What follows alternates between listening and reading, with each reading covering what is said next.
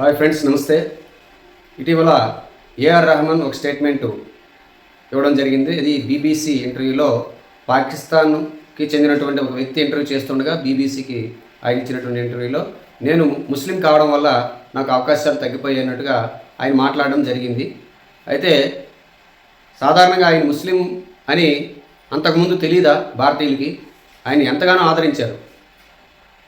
అలాగే ఆయన 23 సంవత్సరాల క్రితం ఆయన హిందువే.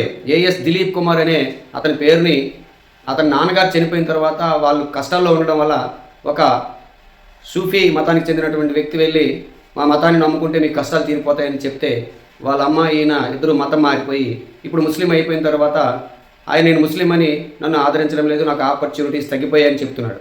సాధారణంగా ఎలాంటి వ్యక్తికైనా కొంతకాలం తర్వాత ఒక గడ్డు కాలం ఉంటుంది. ఇప్పుడు ఇళయరాజా కంటే గొప్ప మ్యూజిక్ డైరెక్టర్ ఏం కాదు కదా ఈయన. మరి ఇప్పుడు ఈరోజు ఇళయరాజాకి ఏమైనా ఆపర్చునిటీస్ వస్తున్నాయా? పెద్దగా రావట్లేదు. ఎందుకంటే ఇప్పుడున్నటువంటి కొత్త వ్యక్తుల్ని వాళ్ళు అట్రాక్ట్ చేస్తారు, ఒకటోది. రెండోది ఏంటంటే ఇప్పుడు ఏఆర్ రెహమాన్ అడిగినటువంటి డబ్బులు చాలా ఏదో అతి కొద్ది మంది మాత్రమే ఇవ్వగలరు. అంత ఎక్కువ మొత్తంలో ఆయన అమౌంట్ డిమాండ్ చేస్తుంటారు. మరి అంత అమౌంట్ ఇచ్చుకొని ఆయన సినిమాలు ఎవరైనా తీయగలరా ఆయనతో పాటు? సో అది ఒక కారణం అవ్వచ్చు. తర్వాత కొత్త వ్యక్తుల్ని అట్రాక్ట్ చేస్తారు, తక్కువ డబ్బులకు వస్తారు, కొత్త ట్యూన్స్ వస్తాయి, రకరకాల బీజిఎంలు ఇస్తారు. ఈయన రొటీన్ అయిపోయాడు అనిపించవచ్చు. ఒకటి డబ్బులు ఎక్కువ, రెండు రొటీన్ లాగా ఉంటుంది. ఇంకా రకరకాల కారణాలతో కొత్తగా ఈయన ఏమైనా కొత్త ట్యూన్స్ ఇవ్వలేకపోవచ్చు, కొత్త బీజిఎంస్ ఇవ్వలేకపోవచ్చు. ఎక్కువ పెట్టుబడి కాబట్టి అది కూడా నిర్మాతలు చెల్లించలేకపోవచ్చు. ఇలా రకరకాల కారణాలతో ఆయనకి ఆపర్చునిటీస్ తగ్గిపోయి ఉండొచ్చు.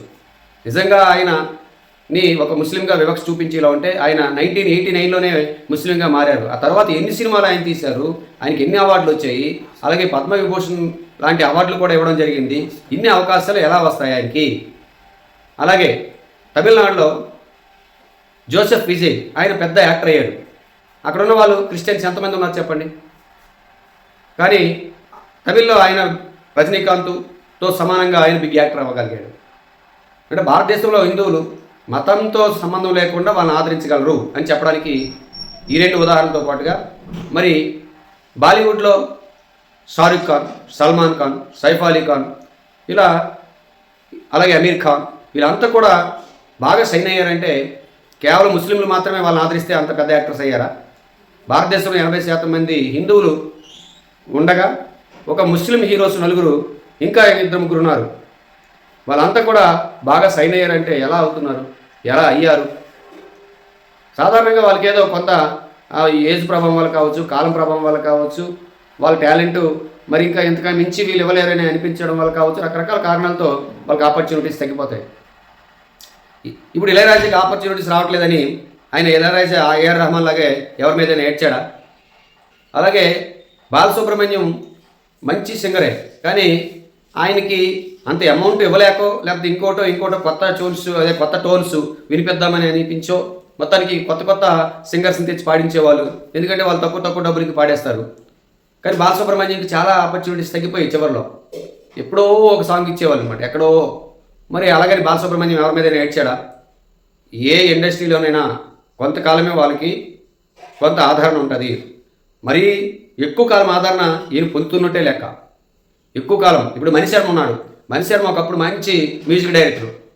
ఆయనకి ఇప్పుడు ఎక్కడ పెద్దగా ఆపర్చునిటీసే రావట్లేదు. ఆయన ఎవరి మీదైనా ఏడుస్తున్నాడా?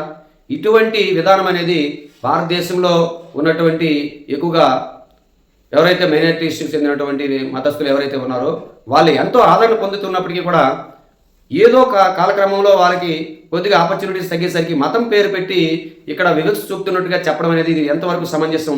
ప్రతి ఒక్కరు ఆలోచించాల్సినటువంటి అవసరం ఉంది. అటువంటి వివక్ష కానీ ఉండేలంటే భారతదేశంలో ఈ ముస్లిం హీరోలు అయినటువంటి ఈ షారుఖ్ ఖాన్, సల్మాన్ ఖాన్, అమీర్ ఖాన్ ఇలాంటి వాళ్ళు పెద్ద హీరోలు కాగలిగి ఉండేవాళ్ళ? అలాగే తమిళనాడులో ఉన్నటువంటి జోసెఫ్ విజయ్ అంత పెద్ద హీరో కాగలిగి ఉండేవాడా? అలాగే ఆంధ్రప్రదేశ్లో క్రిస్టియన్ మతానికి చెందినటువంటి జగన్మోహన్ రెడ్డి సీఎం కాగలిగి ఉండేవాడా? భారతదేశం యొక్క గొప్పతనం, భారతదేశంలో ఉన్నటువంటి హిందువుల యొక్క గొప్పతనం ఏంటంటే వీళ్ళందరినీ ఆదరిస్తారు. అక్కడ కులము మతము చూడరు, టాలెంట్ ఉంటే ఆదరిస్తారు. కొన్ని దగ్గరలో వివక్ష కొంతమేరకు ఉంటుంది.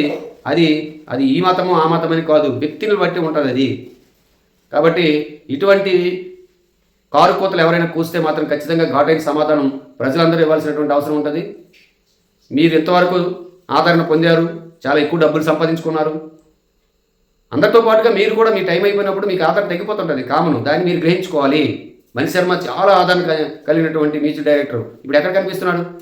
ఇళయరాజా ఇప్పుడు పెట్టుకున్నాడు కదా, ఆయన ఎక్కడ కనిపిస్తున్నాడు? ఏమైనా సినిమా ఆపర్చునిటీస్ వస్తున్నాయా? రావట్లేదు కదా. అలాగే మీరు కూడా. కాబట్టి వాస్తవాలను గ్రహించండి, మతాలకి రుద్దకండి. రుద్దితే మాత్రం అది మిస్లీడ్ చేసినట్టే అవుతుంది. ఇది మంచి పద్ధతి కాదని తెలియజేసుకుంటూ నమస్తే.